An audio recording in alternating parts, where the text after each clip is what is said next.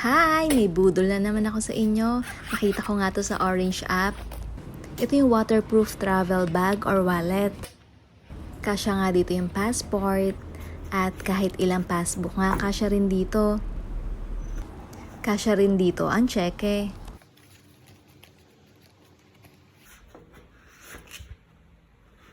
Meron din nalagyan ng cash or tickets. At ang maganda dito, meron siyang multiple card slots.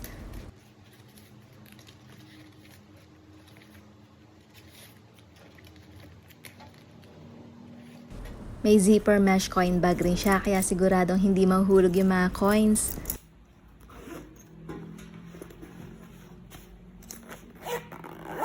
Diba ang ganda? Perfect pang travel.